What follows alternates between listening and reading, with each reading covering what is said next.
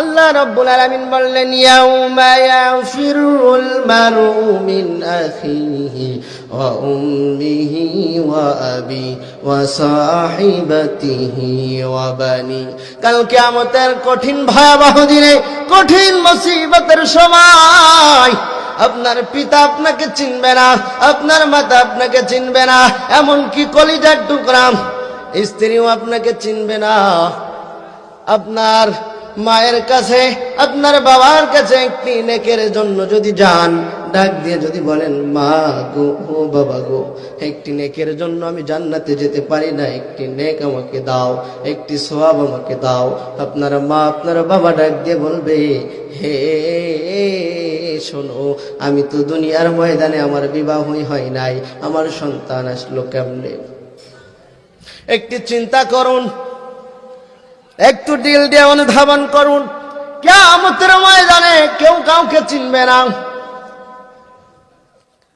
জীবনে আমরা হালাল হারাম না মেনে কত টাকা পয়সা ইনকাম করি বলেন তো? যত ক্ষমতার বাহাদুরি আমরা দেখাই, ক্ষমতার বড়াই আমরা দেখাই, বলেন তো মৃত্যুর সময় 3টি টুকরা কাফন ছাড়া কি আর কেউ কিছু নিয়ে যেতে পেরেছে?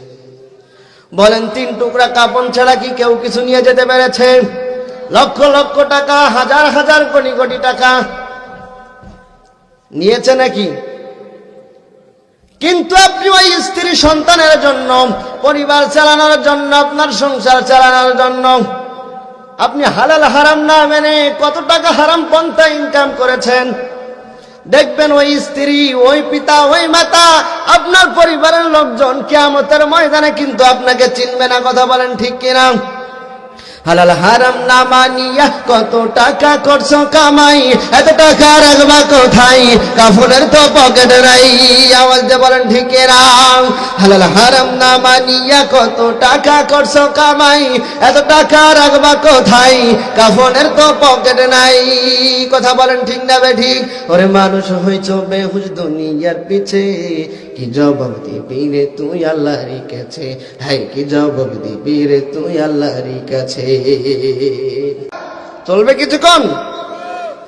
একান্ত আপনজনেরা আমার, যে কথা আমি আপনাদের সামনে বলতেছিলাম, কাল কিয়ামতের ময়দানে আমার আপনার কেউ চিনবে না। বড় একা হয়ে যাব, একা। দুনিয়ার জমিনে কি করলাম? জীবনে এমন কোনো গুনাহ নাই, করি নাই।